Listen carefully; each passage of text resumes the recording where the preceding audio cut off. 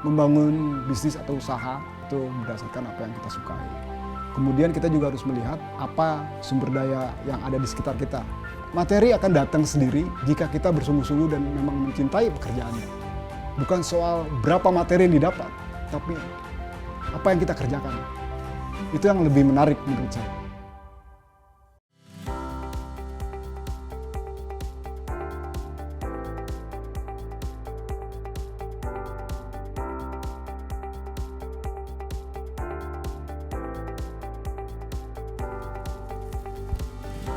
Nama saya Toto Prastowo, saya owner Sakaibag, bekerja di Sakaibag untuk bagian kreatif. Menurut saya, kreativitas itu adalah cara orang untuk membuat sesuatu yang berbeda dari kebanyakan bentuk-bentuk yang ada. Hal tersebut bisa dimengerti sama orang lain dengan mudah dan baik. Membuat sesuatu yang berkaitan dengan dunia kreatif, saya pikir sih apa yang harus dilakukan adalah berdasarkan apa yang kita sukai dulu, apapun bentuknya itu. Ketika kita mau menyukai, pada dasarnya eksploratif itu akan berjalan sedemikian rupa. Karena apapun bentuk yang kita bikin, itu akan melahirkan satu bentuk karakter sesuai dengan apa yang kita ingini. Jadi pengetahuan tentang teknis, tentang bahan, dan lain sebagainya itu sambil berjalan, makin hari makin kesana, makin mudah untuk kita buat seperti apa.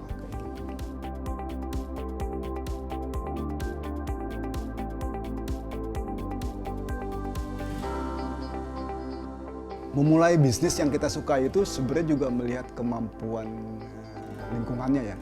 Kemampuan lingkungan tuh yang ada di sekitar kita. Itu mencakup banyak hal, menyangkut siapa orang yang bisa diajak kerjasama, siapa orang yang bisa membantu kita dalam artian partner dan lain sebagainya. Atau mungkin orang-orang yang mampu bisa untuk berdiskusi, mengembangkan dan mencari identitas apa yang kita mau bentuk. Masukan itu sangat penting, di samping juga pengetahuan bahan dan alat.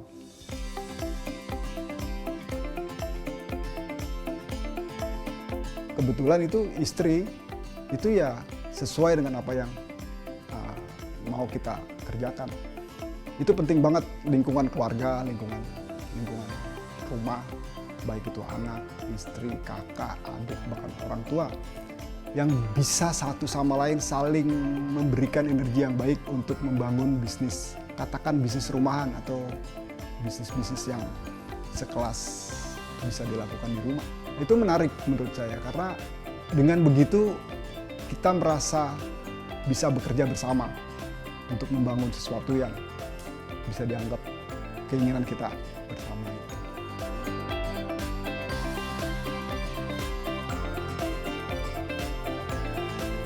Halo, saya Presi Mandari, saya pendiri dan juga pemilik dari brand Sakaibags. Sakaibags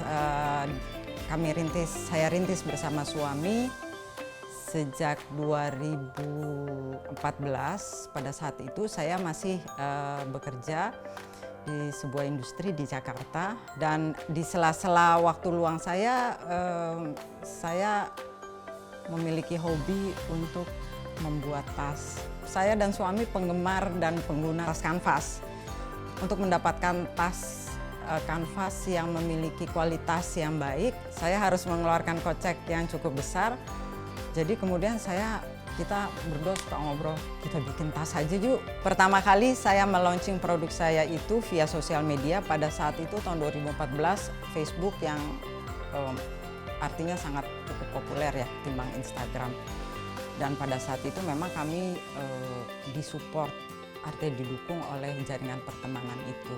Diawali dengan hobi, kemudian saya mulai mencari bahan baku, kanvas ya utamanya, dan aksesoris tas. Dan juga tertarik untuk mempelajari cara membuat tas yang paling sederhana di YouTube ya, di internet. Jadi proses itu memang memakan waktu 2 tahun. Sampai akhirnya saya memutuskan untuk keluar dari pekerjaan saya, lalu membangun Sakai ini.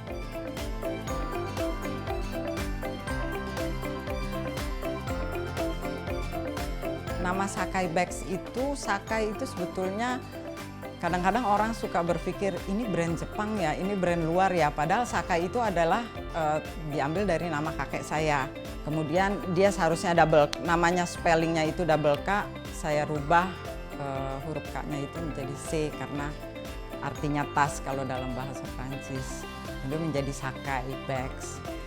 Pada saat itu ada perubahan dari Facebook ke Instagram dengan merubah sistem algoritmanya sehingga agak sulit untuk kita untuk menjangkau pasar yang lebih luas. Kemudian kita berpindah ke Instagram. Kemudian membuat e-commerce, join dengan marketplaces dan sampai sekarang ini sudah 7 tahun.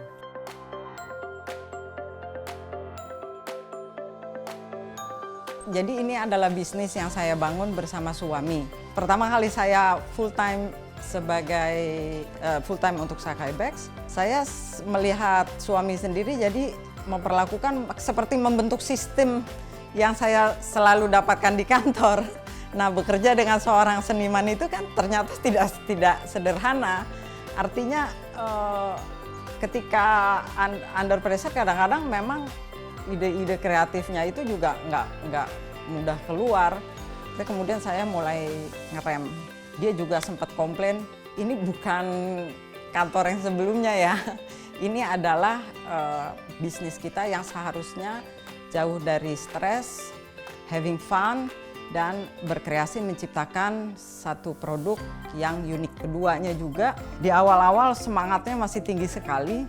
Karena ini adalah rumah, dari pagi bangun tidur, belum mandi, udah mikirin Sakai Bags. Mau bikin ini, bikin itu, sampai akhirnya sampai jam 12 malam. Belum juga berhenti. Kadang-kadang suami suka bilang, woi pulang woi. Ayo pulang, udah selesai, beberes di kantor. Padahal mah itu juga masih di lingkungan rumah sendiri. Itu yang salah satu dari beberapa cerita lucu.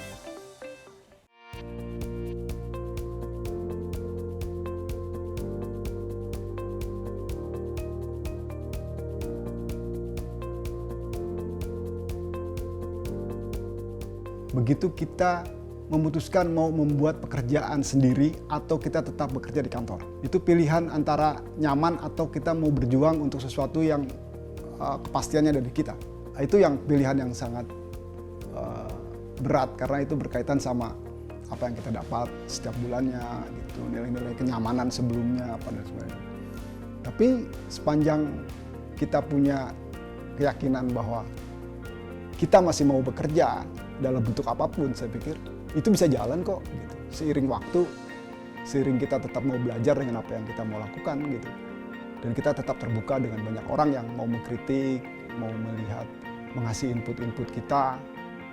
Dan itu akhirnya ya berjalan dan mengasihkan. Kalau di kantor itu kan kita jelas statusnya bahwa kita menjadi A, kita menjadi B, kita menjadi C gitu. Karena secara umum orang melihat kalau orang pergi kantor itu lebih baik ketimbang orang yang bekerja untuk sesuatu yang belum terlihat, katakan apa yang dia kerjakan. Jadi memang status itu mengganggu sebenarnya bagi banyak orang karena itu sebenarnya pandangan umum.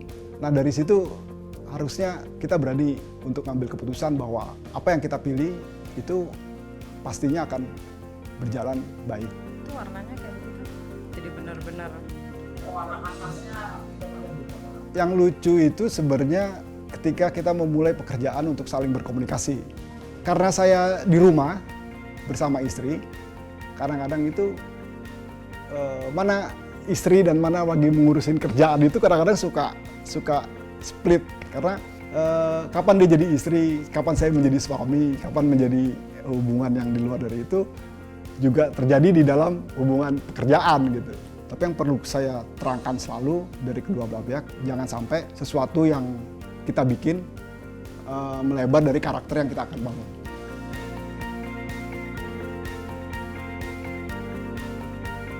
Di rumah 24 jam itu nggak punya waktu kapan seperti kayak di kantor. Jadi habit di kantor itu bertahun-tahun kita kerja di kantor, terus kita kerja di rumah, kita agak susah menghitung waktu.